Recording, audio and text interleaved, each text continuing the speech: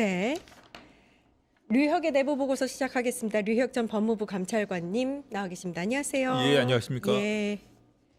내란 특검 수사 오늘 종료가 됩니다. 네네네, 그리고 그렇습니다. 내일 조은석 특검이 직접 브리핑을 할 예정인데 네네. 제가 제일 궁금한 건 비상겸을 한 이유입니다. 예. 김건희 때문이냐, V0 때문이냐, 요건데요. 예, 예. 예. 어떻게 생각하세요? 저는 뭐 지금 여러 가지 그럴 수밖에 없었던 김건희 씨 때문에 이렇게 그 계엄을 한 것이 아니냐라고 의심할 수밖에 없는 여러 가지 정황들이 많이 나오고 있지 않습니까? 근데 단순하게 김건희 씨 때문에 했다기보다는 어떤 면에서는 지금까지 나온 정황이라던가 김건희 씨 그 성격 이런 걸 보면 계엄의 숨은 또 다른 주모자가 김건희 씨 아니었냐 이런 생각까지 드는 경우도 있습니다.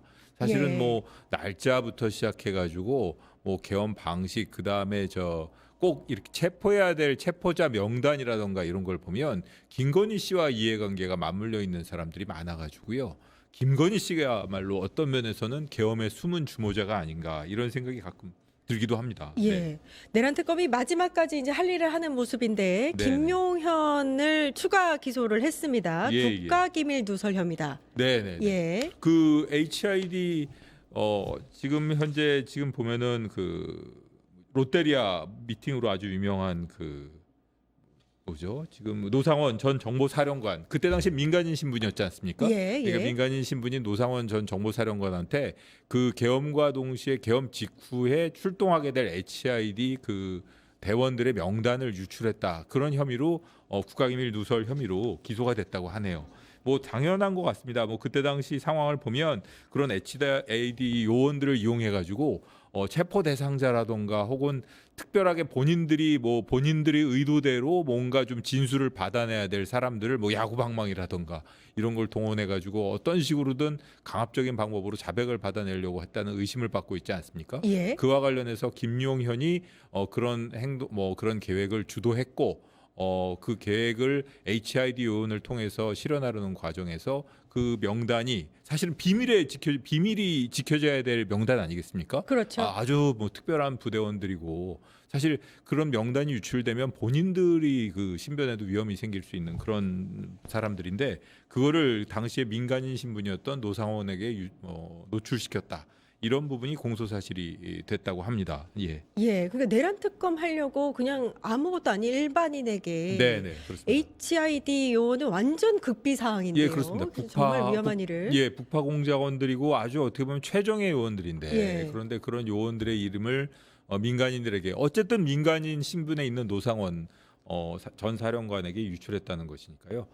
이 부분에 대해서는 뭐 어떤 식으로든 법적 평가를 해야 될 필요성이 있다고 특검에서 생각했던 것 같습니다. 예. 오늘 이제 마무리를 하니까 내란 특검의 조은석 특검의 하이라이트를 좀 정리해 볼까 하는데요. 네네. 수사 초반부터 이제 조은석 특검의 특징 중에 하나가 굉장히 여론전을 잘했다. 네. 언론 플레이를 잘했습니다. 언론에 이런저런 뭐 이제 기자들이 좋아할 만한 이야기거리들을 예. 많이 이제 공개를 해서 눈길을 모았는데 그래서 굉장히 수사의 속도를 낸다라는 느낌을 네네. 처음부터 받았던 것 같아요. 첫 행보가 김용현의 첫 기소였습니다. 이건 어떻게 보셨어요? 그때 당시에 다시 한번 그때로 돌아가지고 생각을 해보면 예. 그때 김용현 전 장관의 경우에는 이 뭐 보석으로 본인은 뭐 재판부에서는 어쩔 수 없이 구속 만기가 돼가니까 보석으로 풀어주려고 하니까 본인 보석 싫다고 왜냐하면 그냥 보석 신문에도 응하지 그랬었죠. 않고 맞아요. 본인은 기억납니다. 그냥 나중에 구속 기간 만료로 석방될 거라고 예.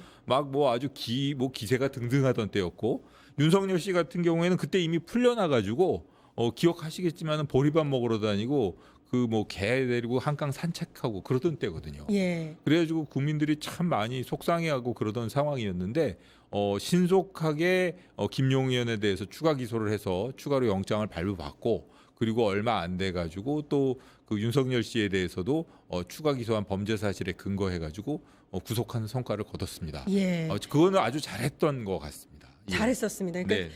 초반에 사실 조은석 특검에 대한 좋은 긍정적인 평가가 줄을 이뤘었던 이유 중에 또 하나가 수사 엿새 만에 네네. 윤석열에 대해서 체포영장을 쳤는데 예, 예. 이제 뭐 윤석열과 지하주차장으로 가느냐 마느냐 이런 거 가지고도 공방을 벌이고 예, 예. 기싸움이 상당했습니다. 네네. 예, 그럼 어떻게 보셨어요? 그 사실 그 재판 중개 허용 여부 그리고 지하주차장 출입이라든가 여러 가지 국민들이 바라던 그 상황에 대해서 서울중앙지법에서도 이 지하주차장 출입은 중앙지법 차원에서 결정할 문제거든요. 예. 서울 고등법원 차원에서.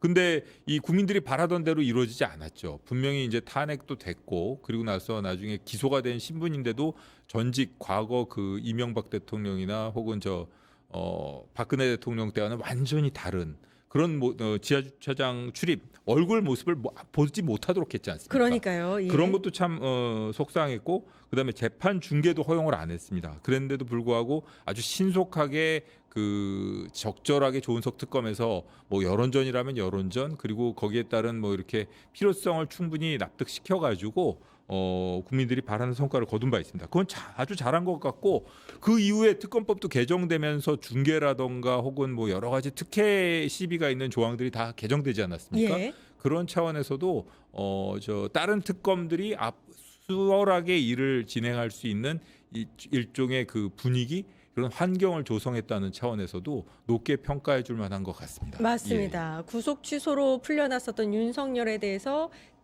구속영장을 재청구하면서 예. 22일 만에 신병 확보에 성공하는 네네. 네, 그런 성과도 있었고요. 좀 아쉬운 점이 있다면 사실 이제 윤석열에게 외환유치죄가 적용됐으면 했는데 이 북한 무인기 관련해서는 일단 일반이적죄로 기소를 했다는 점. 네네. 요거는 근데 어쩔 수 없는 상황도 있었죠. 그건 예. 법리적으로 보면 좀 어려운 면이 예. 있습니다. 그리고 사실은 일반 이적죄를 입증하고 그 수사에서 그 정도 성과를 거둔 것만 하더라도 그리고 사실 일반 이적죄로 뭐 의유를 해서 기소하는 걸 떠나가지고 그 행위가 얼마나 위험한 행위입니까? 전쟁을 이렇게 발발시킬 수도 있는 그런 위험한 상황을 초래하려고 들었다는 것인데 그리고 어떻게 보면 국민 목숨을 담보로 도박을 한 거거든요. 예. 그런 차원에서 보면은 내란 특검에서 그런 점을 밝혀내는 것은 아주 잘한 것이라고 봐야 될 것이고요.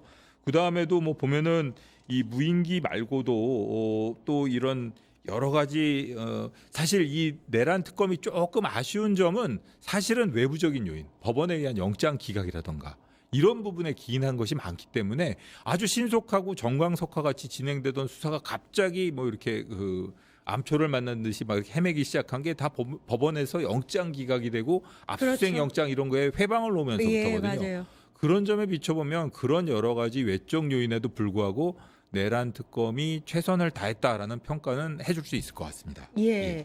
그 외에 혹시 감찰관님께서 보시기에 조은석 특검이 요것만큼 또 잘했다라는 점이 있으세요? 사실 문제가 되었던 사람들 중에서 지금 현재 어떻게 보면은 심우정 총장의 즉시항고 포기 그 부분에 대해서만 결론을 내지 못했고요. 나머지 부분에 대해서는 거의 다 의미 있는 결론을 냈습니다. 특히 그 안가회동의 당사자라고 할 수 있는 이상민, 박성재, 김주현, 이완규 이 네 사람은 이상민 장관의 경우에는 구속했고 박성재 장관의 경우에는 두 차례 영장이 기각됐습니다만 여러 가지 죄명을 의율해 가지고 기소를 했고요. 예. 이거는 뭐 제가 보기에는 문제 없이 유죄가 날 겁니다. 그리고 이완규, 김주현 어떻게 보면은 참 여러 개 청문회라든가 여러 가지 그 국회라든가 이런 데 나와 가지고 그 발언 내용이라든가 모습을 보고 참 국민들이 많이 속상해 하셨을 텐데 결국은 이완규 전 법제처장의 경우에는 국회에서의 증언 감정에 관한 법률 위반으로 위증 부분이라는 거죠. 예. 그걸로 해가지고 기소를 했고 김주현 민정수석의 경우에는 그 헌법재판관 임명과 관련된 인사검증 철저하게 시행하지 않았다는 부분 그 부분과 관련해 갖고 직권남용으로 일단 기소를 했습니다. 예. 아쉬우면서도 어떤 면에서 보면은 그 좀 뭔가 미심쩍게 행동을 했던 안가해동 당사자 전원을 기소했다는 거 어허. 그런 점에 있어서는 그리고 전원 법조인이거든요. 예. 사실 그 법조인들 그 네 사람들이 처음부터 보면은 증언을 거부한다던가 혹은 뭐 여러 가지 뭐 본인들이 그 가지고 있는 형사소송법상 권리를 최대한 행사하면서 수사를 방해하고 빠져나가려고 애를 쓰지 않았습니까? 그런데도 불구하고 기소를 했고 특히 김주현 민정수석의 경우에는 이게 뭐 이 내란 특검하고는 조금 뭐 어긋나는 얘기일지 모르겠지만 여러분들 혹시 그 기사 같은 거 검색을 해보시면 김주현 민정수석은 예전에 한명수 총리 사건도 있었지만 그 이외에도 이 뭐 국정원 댓글 사건이라던가 세월호 사건 수사 방해라던가 그 다음에 그 이 윤석열 정권 하에서도 보면은 비아폰으로 수시로 통화하고 소환 조사를 하거나 김건희 씨에 대해서 무혐의 처분하기 전에도 비아폰 통화를 했고 안가회동에 참가를 했고 국무회의 회의로 작성에도 관여했고 그다음에 그 이후에도 모든 그 모든 국면에 다 관여를 했는데도 불구하고 이걸 법적으로 처벌을 못 하고 있었거든요. 그렇게 말씀을 하시니까 역사의 굴곡마다 가장 나쁜 짓을 계속해서 벌여왔던 인물이었다라는 생각도 드네요. 제가 보기에는 이렇게 말씀드릴 수 있습니다. 사실은 공직자라는 거는 어떻게 보면 어떤 상황이 되던 간에 국민, 국가의 공복이라는 자세가 중요한데 그 김주현 민정수석의 경우에는 그런 국면들이라는 게 다 어떤 건가 하면 뭔가 은폐하고 못하게 하고 막고 그래야 될 국면들에 다 등장하거든요. 예. 그런 점에 비춰보면 제가 보기에도 참 좀 부끄럽지 않을까 이런 생각도 듭니다. 본인이 그런 국면마다 다 드러났고 어떻게 보면 그걸 다 무마시켰다라고 보여지지만 무마를 한 것이 아니고 나중에 가서는 결국 다 들통이 났지 않습니까? 뭐 국정원 댓글 사건도 그렇고 그다음에 세월호 수사 방해도 그렇고 그리고 뭐 김건희 씨 그렇게 막으려고 들었지만 결국 이렇게 됐고 결국은 그 상황을 모면하려고 들었던 것이고 어떻게 보면 꼼수 어떻게 보면 잔꾀를 부리려고 들었던 거죠. 예. 그러니까 그런 잔꾀는 길게 봐서 통하지 않거든요. 예. 그런 여러 번의 그런 굴곡을 겪고도 결국은 끝까지 계속 잔꾀를 부리다가 잔꾀의 대가를 치르게 된 거 아닌가라는 생각이 듭니다. 한마디로 보면은 권력의 충견으로서 충실히 성실히 그렇습니다. 공직을 이어오다 마지막 이제 끝이 기소를 당하는 그렇습니다. 거다. 그러니까 이렇게. 윤석열의 하수인 노릇을 하다가 윤석열 김건희 부부의 하수인 노릇을 하다가 그에 대한 책임을 지게 됐다 이렇게 보면 될 것 같습니다. 예. 안가 사인방은 전부 다 마지막 한 3일 전이었나요? 이렇게 추가로 네. 이렇게 전부 다 기소하는 특검의 모습을 봤습니다. 근데 이제 좀 아쉬웠던 점 중에 하나는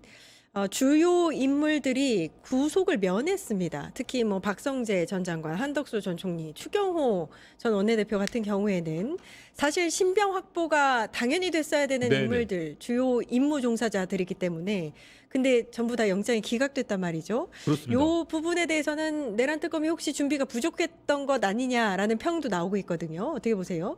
뭐 사실 이 전대미문의 사태이기 때문에 내란 특검의 경우에는 또 그리고 여러 팀이 있지 않습니까? 공수처 팀도 있고 경찰팀도 있고 뭐 검찰팀도 있고 각자 수사를 나눠서 한 것으로 알고 있는데 난이도가 이렇게 뭐 일률적으로 말씀드려서 뭐 이게 뭐 쉽고 이게 어렵고 이렇게 말씀드리기는 어렵고요. 사실 한덕수, 추경호, 박성재 이런 이 세 사람을 놓고 보면 만만한 사건은 아니었을 겁니다. 근데 다만 이 사람들에 대해서 영장이 기각된 게 나중에 한덕수, 추경호, 박성재 이 사람들이 끝에 가서도 웃을 수 있는 그런 상황이 될 것이냐? 그거는 저 아니라고 봅니다. 우선 첫 번째로는 한덕수 전 총리에 대한 재판 선고가 제일 먼저 되겠지만 예. 한덕수 전 총리의 경우에는 저는 정말 거의 법정 구속 가능성이 아주 높다고 보거든요. 사실 그때 구속이 됐으면 뭐 그때부터 구속 시간이 산정이 되고 그다음에 뭐 추가로 이렇게 폭로가 된다던가 추가로 나오는 여러 가지 자료에 의해서 국민들이 덜 뭐 분노하거나 그러진 않았을 텐데 재판 과정이나 이런 데서의 모습이라던가 이런 걸 보면 참 국민들이 눈살 찌푸리게 하는 장면들이 많이 나왔지 않습니까?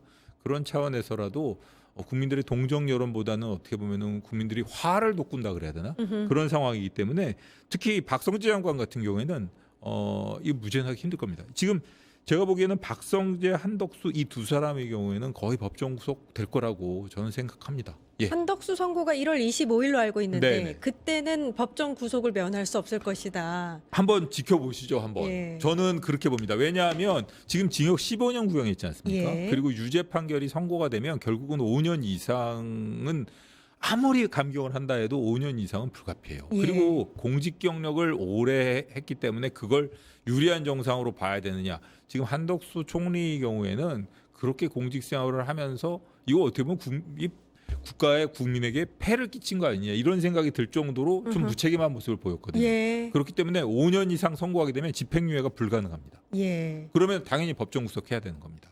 그렇기 때문에 네. 예. 좀 한번 지켜보시면 될 것 같습니다. 그때까지는 좀 한번 숨을 한번 크게 들이키시고 아이고 내가 그때까지 지켜본다 하고 이렇게 기다려 보시면 될 것 같습니다. 한덕수는 마음의 준비를 하고 있어야 된다. 준비해야 예. 될 것 같습니다. 박성재 예. 전 장관도. 박성재 전 장관의 경우에도 이게 죄질이 만만치가 않고요. 예. 뭐 제가 이거 운이 좋은 거 아니야? 이렇게 얘기하는 것처럼 이 탄핵 끝나고 나니까 탄핵하고도 충분할 만한 증거들이 막 나오고 1차 영장 기각되고 나니까 또 새로운 증거들이 나오고 2차 영장 기각되니까 요즘에 보면은 뭐 김한빵 메모니 뭐 그다음에 뭐 저 김주현 민정수석이 우리 훌륭하신 능력이 출중하신 그 장관님께서 검찰 인사를 다 날려보내 가지고 뭐 수사를 무마시켜서 잘했다는 등 뭐 이런 문자 메시지들이 그렇죠. 공개되는 걸 보면 어떻게 보면은 본인이 일찍 구속되는 게 낫지 않았을까라는 생각마저 듭니다. 그렇죠. 네네. 말씀 들어보니까 한편으로는 내란이 일어난 지 1년이 넘었는데 네네. 그 1년 동안 편안하게 예. 시원하고 따뜻한 집에서 보냈다는 것 자체가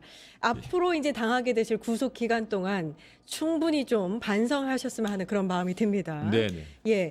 12월 15일 그러니까 내일이죠. 내일 굉장히 중요한 선고가 있습니다. 노상원에 대한 1심 선고가 나올 예정인데 네네네.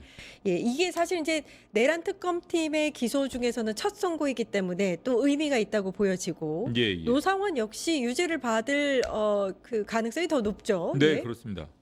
제가 보기에는 5년 이상은 당연히 나와야 될 것 예. 같고, 당연히 뭐 집행유예는 안 될 것 같고, 노상원의 경우에는 단순하게 그 내란 주요 임무 종사 이런 걸 떠나가지고 본인이 생각 자체가 이 사고 방식 자체가 민주적 기본 질서에 충실한 그 민주 시민으로서의 자세가 기본적으로 갖춰져 있지 않은 사람입니다. 그렇죠. 기본적으로 이거는 그 50 시절이나 뭐 이런 때도 도저히 상상하기 어려운 정도의 그 폭력적이고 국가 폭력을 정당화하는 식의 메모라던가 이런 것을 뭐 그냥 아무런 죄책감 없이 쓰고 다른 사람에게도 전파하려 들었던 사람 아닙니까? 음흠. 그렇기 때문에 그런 차원에서 중형의 선고가 불가피하다라는 그 양형 판단이 반드시 나와야 된다고 생각합니다. 예. 그러니까 우리가 노상원 수첩을 보면서 네. 정말 치를 떨지 않았습니까? 제가 너무 고상하게 얘기했습니다. 뭐 반민주적인 메모니 뭐 근데 그거는 도대체 이거는 사람 납치해서 죽이겠다는 얘기 아닙니까? 그렇죠. 그리고 북한 공작으로 위장하고 예, 그렇습니다. 예, 손가락을 자를 무슨 작두를 준비하고 여러 가지가 있었습니다. 그러니까 이게 참 보면은 이게 어떻게 보면 범죄 집단의 아주 잔혹한 모습의 그런 메모 같은 예. 범죄 집단도 그런 메모는 잘 안 하고 예. 그런 행동을 했던 것인데 이건 정말 이 재발 방지 차원이나 확실히 우리나라의 민주주의 질서를 회복한다는 차원에서도 중형의 선고가 불가피해 보입니다. 예. 일단 특검팀은 노상원에 대해서는 징역 3년 그리고 추징금 2,390만 원을 구형한 상태입니다. 그게 이제 그게 저도 좀 실망했습니다. 사실은 예, 예. 이게 구형량이 본인의 범죄에 비해서 너무 적어요. 적죠. 예, 그게 아마 어떻게 보면 노상원이 알게 모르게 무슨 협조라도 했나, 뭐 그때도 뭐 플리바게닝 그런 얘기도 나오지 않았습니까? 예, 예. 그런 것 때문이 아닌가라는 생각이 들 정도로 본인이 가지고 있는 그 사고 방식의 위험성에 비해서는 구형량이 좀 적은 것 같고 사실 뭐 꼭 실망하는 포인트 저의 생각과 다른 점을 지적하려면 그 부분도 하나 지적하고 싶습니다. 예, 그렇군요. 예. 일단 이런 노상원이 이런 수첩을 쓰면서 계엄을 계획할 수 있었던 이유는 윤석열이나 김용현이라는 내란 수괴가 네. 그렇죠. 노상원에게 그럴 수 있는 권한을 쥐어줬기 때문이 아닌가라는 네. 생각이 듭니다. 제대로 된 선고가 나왔으면 좋겠고요. 김용현은 이달 25일 그러니까 한덕수랑 같은 날 선고가 나오고요. 윤석열은 일단 내년 1월 18일에 구속 네네. 기한이 만료됩니다. 네. 그래서 23일에 구속 기간을 연장하는 신문이 열리게 되는데요. 네네. 요거는 어떻게 될 거라고 보세요? 저는 이거 당연히 뭐 지난번 그 구속 취소로 인한 그 국민들이 실망감 이런 것 때문에라도 당연히 뭐 영장 발부할 겁니다. 3차 영장 그러니까 1차 구속 취소됐고 2차 영장이 있었고 이번에 3차로 영장을 발부를 할 것이고 그로 인해 가지고 6개월간 더 추가로 구속 기간이 연장될 수 있을 것으로 보입니다. 예. 제가 말을 잘못했는데 김용현이 25일 이달 네. 25일에 구속 기한이 만료가 되고 그죠? 예, 윤석열은 1월 18일에 구속 기간이 예, 만료가 됩니다. 김용현 그 전 국방부 장관에 대해서도 예. 당연히 지금 그 법정에서의 태도나 이런 걸 보십시오. 그거 풀어줘서 되겠습니까? 예. 그걸 갖다가 지금 법정 안에서도 뭐 따봉을 날리고 그다음에 뭐 이렇게 뭐 여러 가지 뭐 손가락 하트부터 시작해서 별 행동을 다 하는데 예. 바깥에 풀려나면 지지자들과 아마 어떻게 보면 윤석열 석방 운동이라도 하지 않겠습니까? 예. 그런 점에 비춰보면은 구속은 불가피해 보입니다. 네. 그러면 이제 그 구속 기한을 연장하기 위한 이제 심사도 지금 준비 중인 거죠? 예, 진행 예, 중인 그렇습니다. 거죠? 그 구속 신문이라는 게 구속영장을 다시 이제 다시 새로운 범죄 사실로 구속영장을 발부해 달라고 하면 구속의 사유가 있는지 인정 신문이라든가 여러 가지 신문을 하게 돼 있습니다. 그에 따른 새로운 영장을 발부하기 위한 절차를 밟고 있다 이렇게 보시면 될 겁니다. 예, 네. 만약에 구속 영장이 발부가 되면 세 번째 구속 영장이 되는 거. 네네. 예, 한번 지켜보도록 하겠습니다. 파타타타 증권통합